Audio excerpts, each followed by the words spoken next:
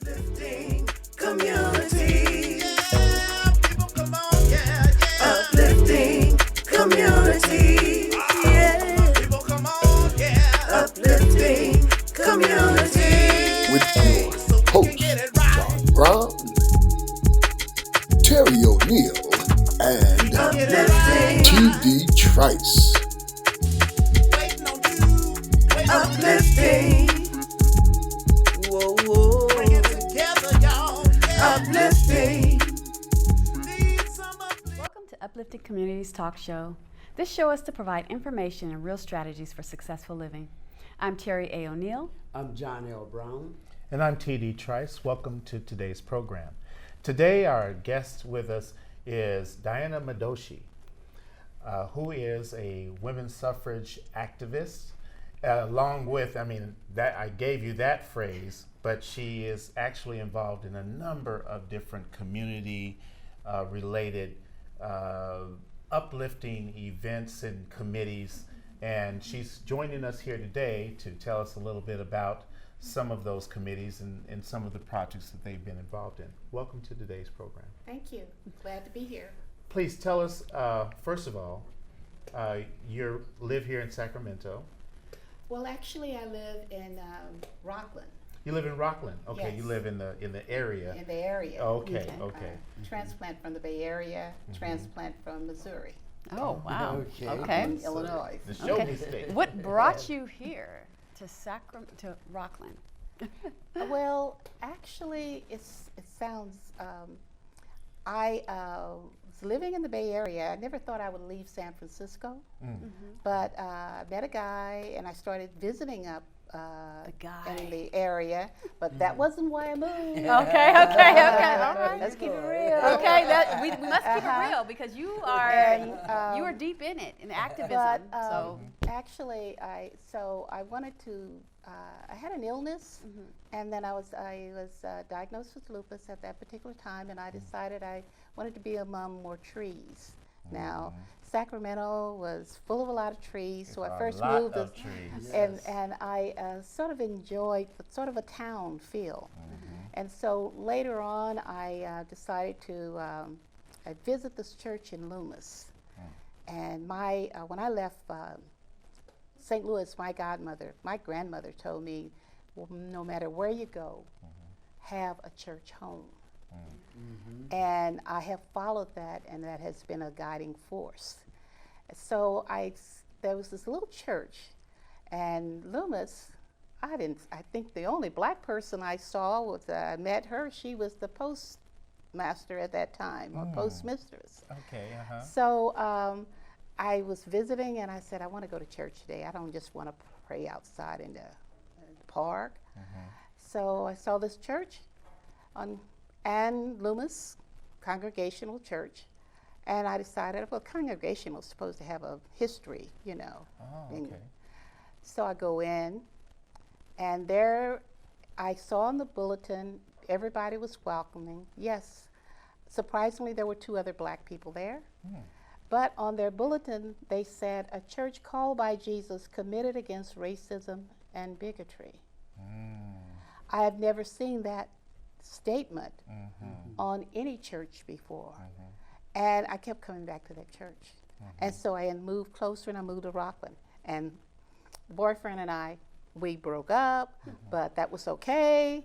But I found a church home, and I liked the idea that this was a church that believed in social justice, which Touched your heart. touched my heart As because we look at your life today. yes, that's each a one lot of teach what you're one involved in. is what my aunt, my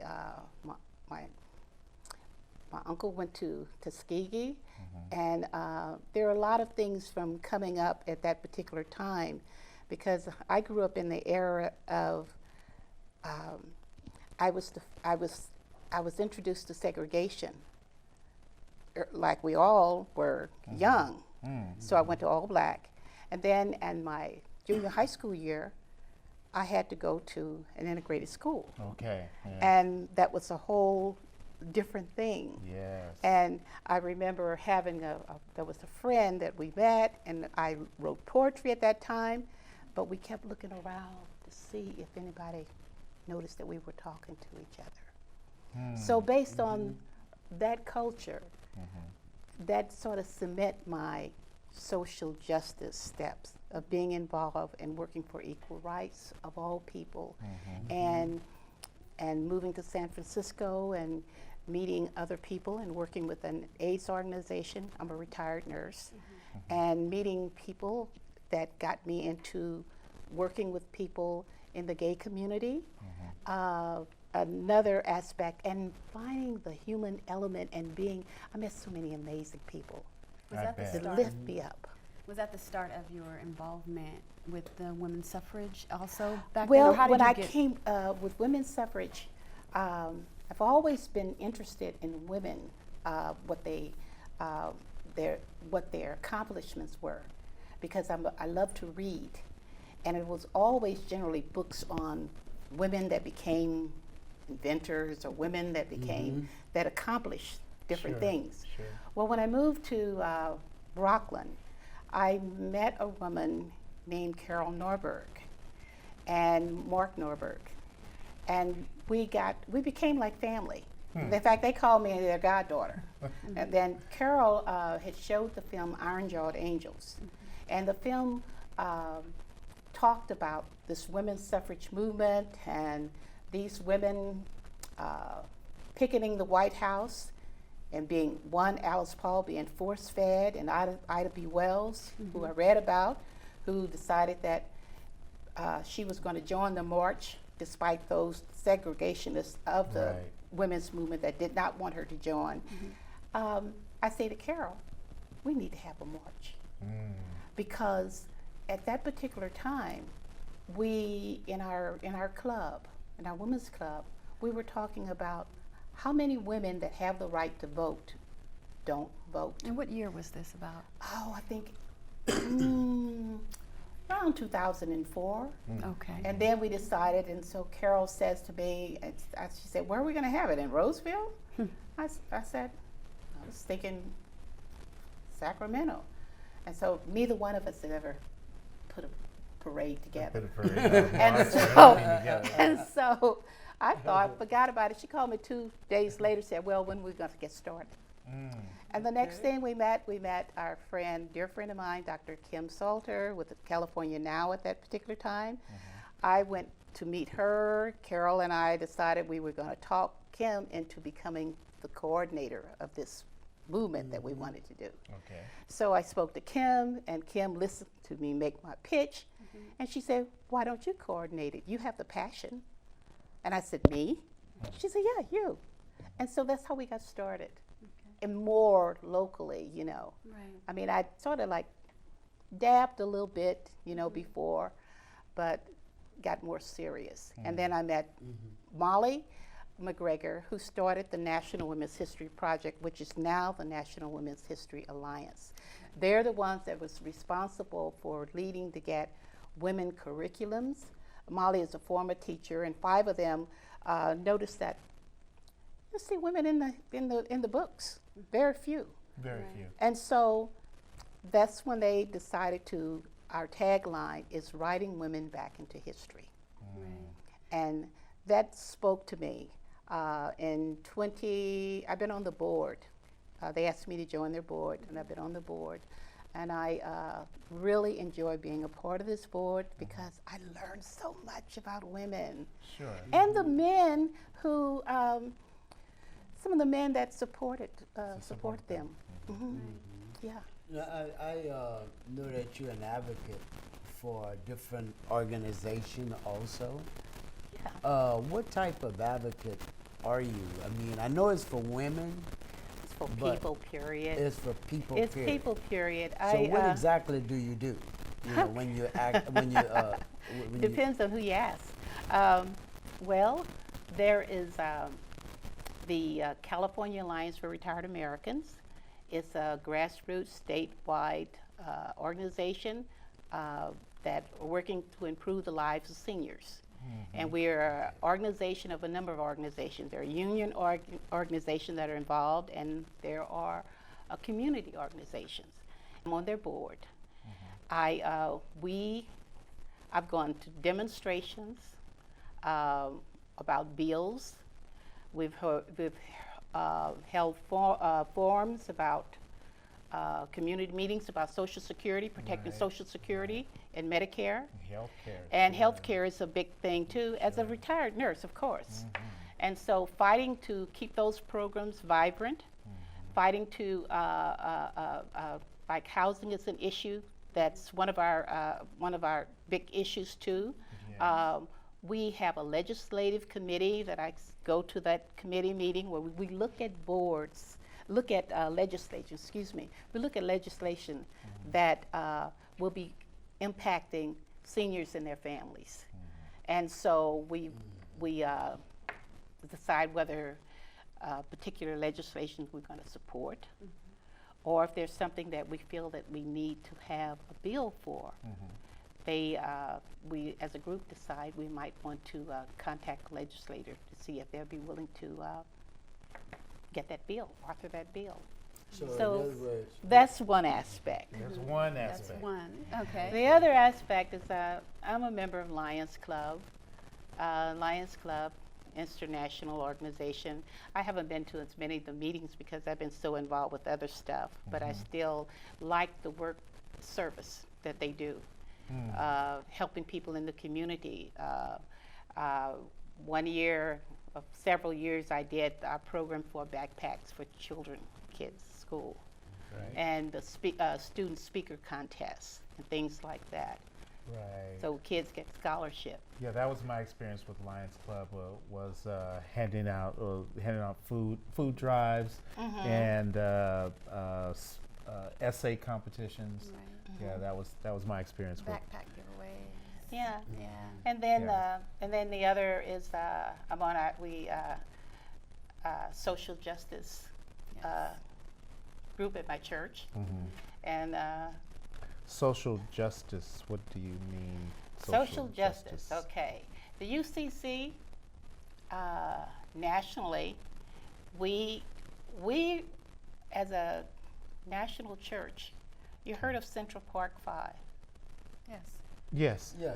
Okay. Our church, the national, followed those young men, and they were involved in supporting money briefs to help them, to get their freedom. Okay. One of the most impactful moments for me, you have those moments where you get tears, get choked when you hear something speak. Sure. Well, at our national conference, I was there being honored for work that I was doing, but my honor was hearing this young man come to say thank you Wow. and tell his story. So it all sort of flows. Like with the Lions Club, I wanted to collect for Hurricane Katrina impact me, like a lot of us. And I said, we send money, but when you lose everything, Yes. there's everything. nothing more empowering that if someone gives you your own toothbrush and you can get to keep it Right. together, that helps start the process of reclaiming your dignity. So that was a project that was dear to my heart. Sure. Early Yeah. on, you mentioned that you had experienced some health issues. How significant was that how significant was it in your journey, your drive, your motivation towards Well, what you're doing today? significantly for me is that number one, I gave up my nursing bit because at that time there was a lot of cognitive stuff. And I'm one of those people that the nursing profession is an honor, but it's also a responsibility. It sure is. And if I didn't feel that I can give it my all, it was time to hang it up. So I was not able to work. I became disabled. But there is getting outside of yourself had been a part of the healing between my church and support that I had. And my children, I have 3 adult children. And they were out of the house and on their own. But looking inward, I just decided that I was going to do as much as I can and not think about the what ifs. Right. And I had people that loved me that would give me a swift kick. You know, We need that no sometimes. more, none of that pity stuff. Yeah, Mm-hmm. yeah. It's tough when you're look at going that. through it. You know, when you're. Oh yes, It's tough. it 'cause- is. But I was fortunately, there have been strong women, and there's some men, but the strong women that have been supportive. Carol Nordberg, the godmother. My friend Esther Hogan that quilts, that does a lot of the quilting. She's an African American woman that does a lot of quilting and she gives a lot. We become good friends and we were good political friends and stuff. We went to do voters registration and stuff like that. Those positive things made an endpoint, made an impact. And it still does. Still does. It still does. Yeah. You know, it's difficult, very difficult when you're going through things, you know, in life and you have to make decisions. You do. You know, it is very difficult. Well, you know, given that current political climate, which is very toxic, and To say the least. to say the least, very toxic, and I have find and I've had my friends check in to say, "Are you okay?" My granddaughter called me and said, she knows that I'm acting, she knows that I'll go to protests and what have you. Said, now she calls, "Be safe, Grandma," and that. And I was telling, and as I say, my church is, you know, diverse in attitude and everything. And now with the growth, my friend, one of my friends, who's white, and she called, she said, "Diana, it hit me. What's going on now? How unsafe you can feel at any given time." And so on one end you have this toxicity, but you have some people You have a support system. growing Right. and that support. Yeah. And like my gay friends that deal with the homophobia. And then that toxicity, they can come, and one of them, I said, I said, come on, come to Auntie now, you know. Right. And I said, well, you know, in the black community, we can pick up relatives because we had to. Right. Right. Everybody was your cousin. That's So, That's right. so it's like in the morning, and I'll just share this with you, and you can ask me what you want. In the mornings, there's a favorite song that I have because I think of garbage in, garbage out. That's right. So when I start my day, now I like the tune Total Praise. So I'll keep either my iPad or my phone near me, and when I'm laying in bed, I hit the buzzard, hit that button, and play that song and stretch to bring something good in. A good So positive energy. So you can put regardless something of good out. So regardless of whatever happened, whatever crazy tweet, whatever I hear that would bring tears to my eyes about children not being separated from their the parents, parents. and children being ill-treated and Right. stuff, And warehoused. and away. warehoused, Oh, and it's friends dreadful. of mine that are Jewish, like one of my friends said her mom escaped Germany, and all of that, you know, that waking up all of that stuff for people. And so bring something good in, bring the light in, so that you can deal with the rest of the stuff. That's right. That's Right. right. Now, also, you Good point. was involved in Hillary's election Yes. campaign. Tell us a little bit about that. Well, I told you that I've always been reading up on women, you know, and that. And I was struck by how quickly people are quick to put down strong women. As a black woman, I have experienced that. Especially for a black woman. I have experienced that. I have been told that I was, Yes. I don't know if you heard of this term, sedity. Yes. Yeah. And I was saying, what? There's such a stigma though placed upon black women, especially. Yes. When it comes to their strength. Yes. You know, and And then, but Hillary I admired because no matter what they kept throwing, and when you read through a lot of the negative stuff and you deconstruct it, it doesn't make sense. right. And I said, what has that woman done to you? So what? What has her marriage got to do to you? So much. I see so much of this, and then what of all these other guys that's been doing all of these things, and they're on TV, they're doing everything else, no problem. But anyway, when she decided to run, and I decided I wanted to go on, I wanted to become a delegate. Never did before. And so the godparents, the Norbergs, they said, we'll donate some money because, hey, I'm on Social Security. I don't have money. So, and my friend said, you always help in the community, so we're going to go on a GoFundMe. And she put it up. I didn't even ask her. Next thing I know, there was a GoFundMe. Help this community leader as a delegate. Nice. So I won as a delegate, and I went to the convention.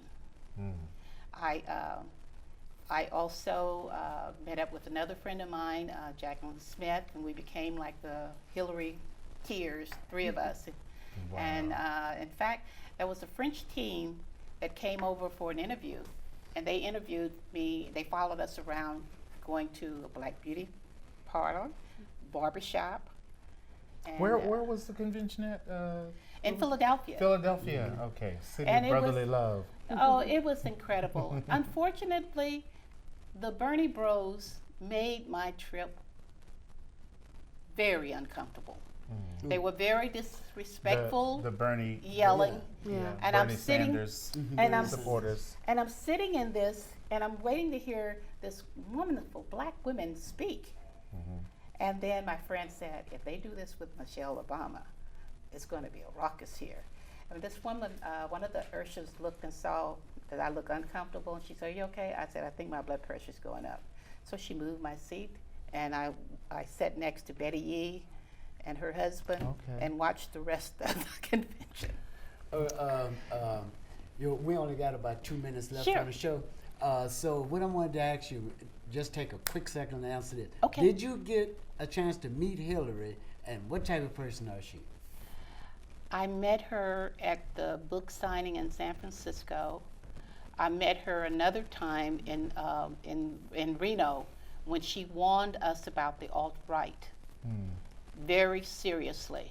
And in San Francisco, for the book signing, I told her, my brother who has died for cancer decided he wanted to vote for her, and I said, you know, you can get a vote by mail. He said, no, I'm going to the polls. And so I shared with her how much her running meant to my brother. Okay. And he had passed.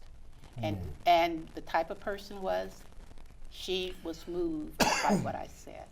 All right. Wow.